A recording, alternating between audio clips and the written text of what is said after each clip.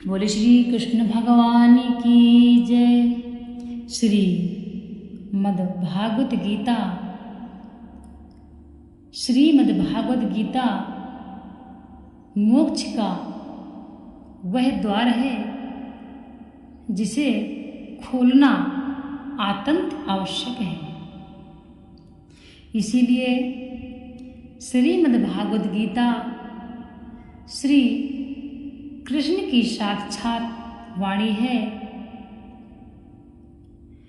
श्रीमद् भागवत गीता में ही कृष्ण निवास करते हैं। श्रीमद् भागवत गीता में ही श्री कृष्ण आश्रय लेते हैं। इसीलिए श्रीमद् भागवत गीता से व्यक्ति सब कुछ समझ सकता है। श्रीमद् भागवत गीता मोक्ष की वह सीढ़ी है जिसको पढ़कर व्यक्ति मोक्ष को प्राप्त कर लेता है। गंगा स्नान से तथा गायत्री जप से भी बढ़कर गीता का महत्व है, क्योंकि गंगा स्नान करने वाला व्यक्ति खुद के पापों को नष्ट कर सकता है, परंतु गीता रूपी गंगा में गोते लगाने वाला व्यक्ति गीता रूपी गंगा में गोते लगाने वाला व्यक्ति दूसरों को तारने का भी सामर्थ्य रखता है। गायत्री जप करने वाला व्यक्ति स्वयं को मोक्ष कर सकता है, स्वयं को मोक्ष प्राप्त कर सकता है, परंतु गीता रूपी गंगा में गोते लगाने वाला व्यक्ति गीता रूपी गंगा में गोते लगाने वाला व्यक्ति दूसरों को तारने का भी सामर्थ्य रखता है। श्री राधे। इस प्रकार से गीता भगवान का श्वास है, गीता भगवान का हृदय है और गीता भगवान की मूर्ति है। जिसके हृदय में, वाणी में, शरीर में तथा समस्त इंद्रियों में एवं उनकी क्रियाओं में गीता रम गई है, वह पुरुष साक्षात गीता की मूर्ति है। उसके दर्शन, स्पर्श, भाषण एवं चिंतन से भी दूसरे मनुष्य परम पवित्र बन जाते हैं। फिर उसकी आज्ञा पालन एवं अनुकरण करने वालों की तो बात ही क्या है। वास्तव में गीता के समान संसार में यज्ञ, दान, तप, तीर्थ, व्रत, संयम और उपवास आदि कुछ भी नहीं है।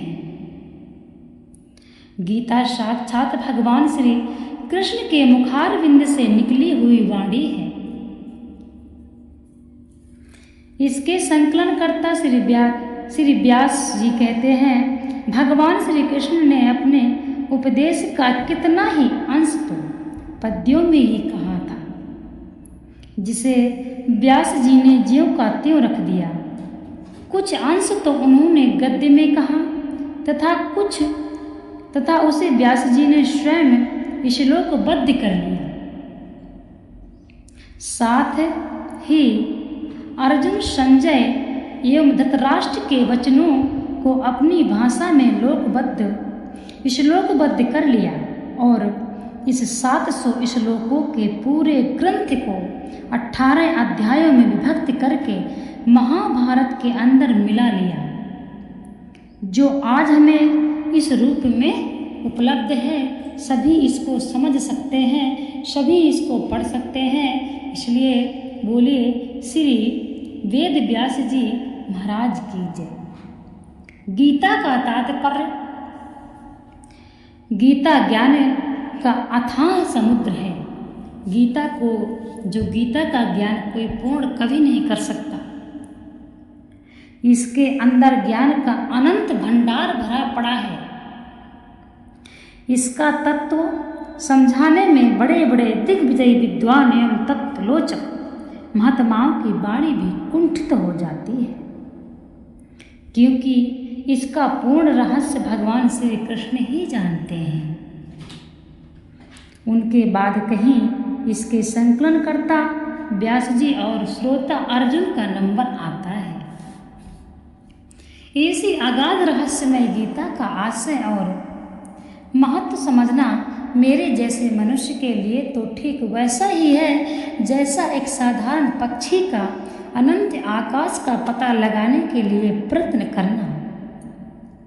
गीता अनंत भावों का अथाह समुद्र है।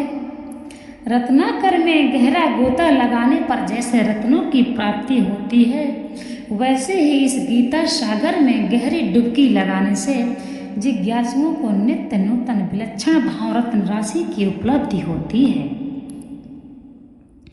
परंतु आकाश में गरुड़ भी उड़ते हैं तथा साधारण मच्छर भी इसे के अनुसार सभी अपने अपने भावों के अनुसार कुछ अनुभव ही करते हैं। अतएव विचार करने पर प्रतीत होता है कि गीता का मुख्य तात्पर्य अनादिकाल से अज्ञानवश संसार समुद्र में पड़े हुए जीवों को परमात्मा की प्राप्ति करवा देने में है, और उसके लिए गीता में ऐसे उपाय बतलाए गए हैं जिनसे मनुष्य अपने सांसारिक कर्तव्यों कर्मों का भली भांति आचरण करता हुआ परमात्मा को प्राप्त कर सकता है। व्यवहार में परमार्थ के प्रयोग की यह अद्भुत कला गीता में दिखलाई गई है, और अधिकारी भेद से परमात्मा की प्राप्ति के लिए इसे इस प्रकार दो निष्ठाओं का प्रतिपादन किया गया है। वे दो निष्ठाएं कौन कौन सी हैं? ज्ञान निष्ठा यानी सांख्य योग, और योग निष्ठा यानी कर्म योग। ज्ञान निष्ठा यानी सांख्य योग और योग निष्ठा यानी कर्मयोग। यहाँ यह प्रश्न होता है कि प्रायः सभी शास्त्रों में भगवान को प्राप्त करने के 3 प्रधान मार्ग बतलाए गए हैं: कर्म, उपासना और ज्ञान। ऐसी दशा में गीता ने 2 ही निष्ठाएं कैसे मानी हैं? क्या गीता को भक्ति का सिद्धांत मान्य नहीं है? बहुत से लोग तो गीता का उपदेश भक्ति प्रधान ही मानते हैं, और यत्र यत्र भगवान ने भक्ति का विशेष तत्व भी स्पष्ट शब्दों में कहा है और भक्ति के द्वारा अपनी प्राप्ति सुलभ बतलाई है। इसका उत्तर यह है कि शास्त्रों में कर्म और ज्ञान के अतिरिक्त जो उपासना का प्रकरण आया है, वह उपासना इन्हीं 2 निष्ठाओं के अंतर्गत है। जब अपने को परमात्मा से अभिन्न मानकर उपासना की जाती है, तब वह सांख्य निष्ठा के अंतर्गत आ जाती है, और जब भेद दृष्टि से की जाती है, तब योग निष्ठा के अंतर्गत मानी जाती है। सांख्य निष्ठा और योग निष्ठा में यही मुख्य अंतर है। इसी प्रकार